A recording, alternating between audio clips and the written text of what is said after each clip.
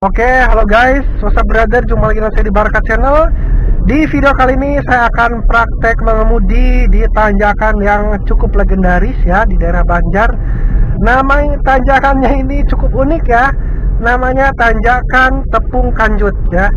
Mohon maaf sekali ya, itu saya tidak bermaksud untuk berbicara kurang sopan, karena memang ini namanya Tepung Kanjut. Seperti kita ketahui, kalau bahasa Sunda ya memang itu apa ya, itulah pokoknya. Cuma ini hanya sebuah nama ya, nama tanjakan ya. Nah, nanti sebentar lagi kita akan sampai ke tanjakan tersebut. Tanjakannya itu sangat mengerikan ya untuk para pemula ya pastinya, karena tanjakan ini sangat berbelok sekali ya, tajam sekali belokannya. Belok tajam, langsung naiknya itu langsung naik banget gitulah. Nah, pokoknya ini dia tanjakannya gitu. Kebetulan banget wah, ini kebetulan ada tantangannya nih, karena depan saya ada dua buah truk besar ya. Jadi kita tidak bisa langsungnya ke sana. Kita harus menggunakan gigi rendah. Saya menggunakan gigi 2 ya. Oke, seperti ini ya.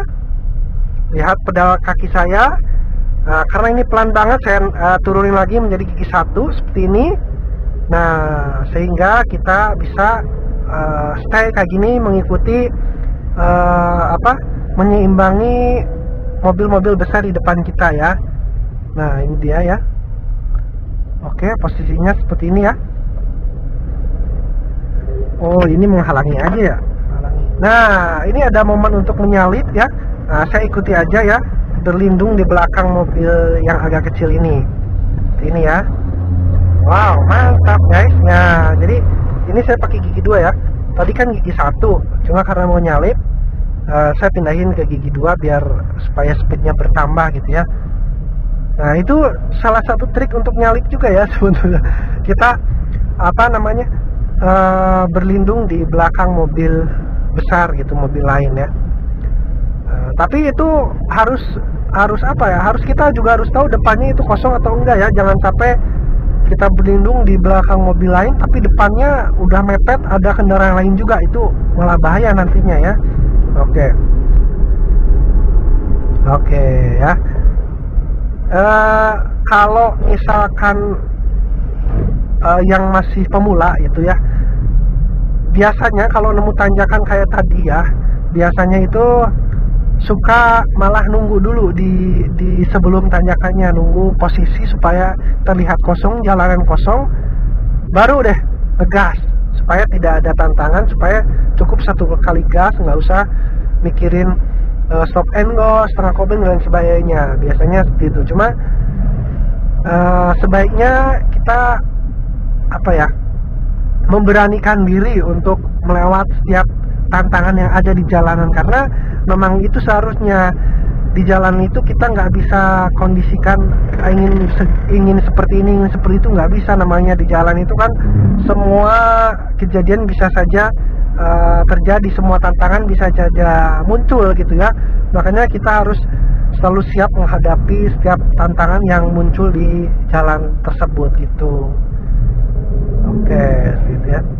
Nah, untuk tanjakan sendiri ya, kalau misalkan posisi pelan kayak tadi, itu kita harus menggunakan gigi 1 atau 2.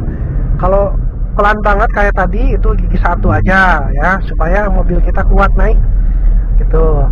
Kalau punya ancang-ancang, misalkan kosong, nggak ada mobil besar seperti tadi, itu bisa menggunakan gigi 3 juga cukup ya, asalkan ada ancang-ancang, jadi tarikannya nanti kuat sampai ke atas tuh gitu.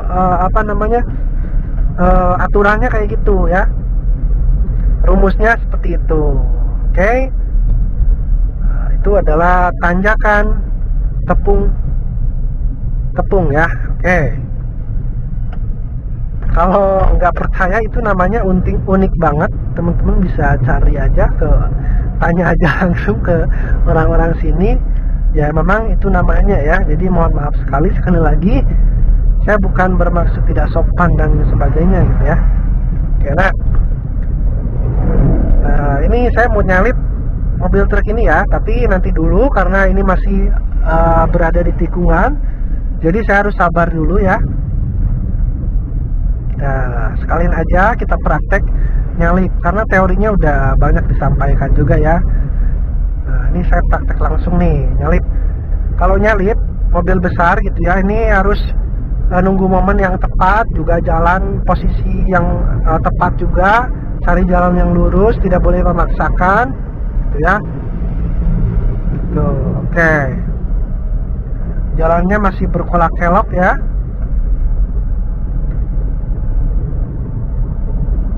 Wih, ada Valentino Rosso guys, barusan mereng banget. Oke, lumayan itu. Kalau di Soledad kan lumayan ya guys ya.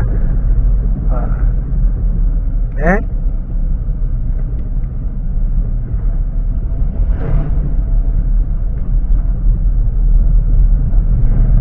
Nah, ini turunan saya menggunakan gigi 3 ya. Oke. Nah, ini udah kosong banget tuh, lihat riting kanan ya. Ini udah kosong banget, udah meluncur, udah jos gitu kan. Gigi 3 nih posisi saya. Itu momen-momen mudah untuk nyalip itu seperti itu ya, salah satu contohnya. Oke. Oke.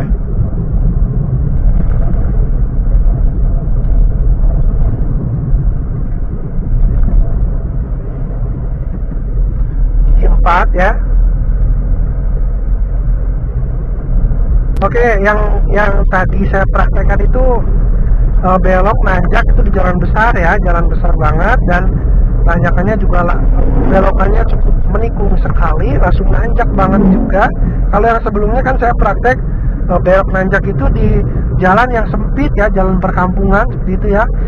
Itu sebetulnya kalau menurut saya pribadi ya, kedua-duanya itu memiliki satu kesulitan yang tersendiri gitu ya. Kalau di jalan yang sempit di perkampungan, kalau yang belum nonton nih videonya yang ini ya, nanjak belok di jalan sempit ya, silakan di atas klik itu biar tahu dulu videonya.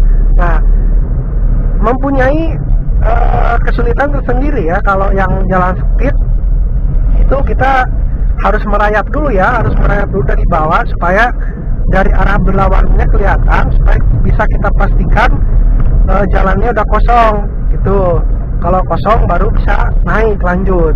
Kalau jalan yang seperti barusan yang besar-besar, jalan perkotaan gitu ya, jalan utama itu kan gede, jalannya besar, terus juga kelihatan dari atasnya kelihatan. Nah, kita bisa langsung menyesuaikan aja, bila perlu, bila kosong ya kita pakai ancang-ancang aja gitu. Kalau terpaksa harus pelan-pelan seperti kondisi tadi ya pakai gigi rendah, pelan-pelan naiknya, itu tantangannya lebih sulit gitu ya. Nah, kalau saya sarankan selalu ya untuk tanjakan-tanjakan seperti itu, supaya kita, mohon maaf suaranya agak terganggu ya, ada motor. Oke, saya sarankan tetap untuk teman-teman yang ingin melakukan atau praktek di tanjakan-tanjakan seperti itu, intinya ditanjakan aja, mau tanjakan manapun, pokoknya tanjakan, tetap teman-teman harus pahami dulu yang namanya teknik stop and go dan setengah kopling. Setengah kopling itu tidak baik untuk mobil, cuma ada satu momen atau beberapa momen yang memang harus pakai teknik itu gitu. Cuma pasti dalam pemakaian pun tidak boleh disalah kaprahkan, tetap menggunakan metode yang benar supaya kita bisa meminimalisir ketidakbaikan tersebut, teknik tersebut gitu ya. Nah, kenapa saya tetap sarankan teman-teman harus pahami dulu kedua teknik tersebut? Karena yang seperti yang sudah saya katakan, di jalanan itu apapun bisa terjadi ya, kondisi apapun bisa tiba-tiba terjadi, tiba-tiba muncul. Makanya dengan kita mempersiapkan dua teknik tersebut, itu artinya kita akan siap menghadapi dalam segala kondisi yang terjadi di jalanan seperti itu ya, supaya semua bisa berjalan dengan lancar dan aman. Oke, seperti itu ya. Itu kiranya praktek dari saya dan sedikit tips juga, semoga bisa bermanfaat untuk teman-teman yang masih belajar, yang masih pemula. Semangat terus belajar pengemudinya, jangan patah semangat, tetap berusaha. Semoga cepat lancar, cepat mahir. Oke, kita jumpa lagi di episode saya selanjutnya. Thank you for watching. Bye.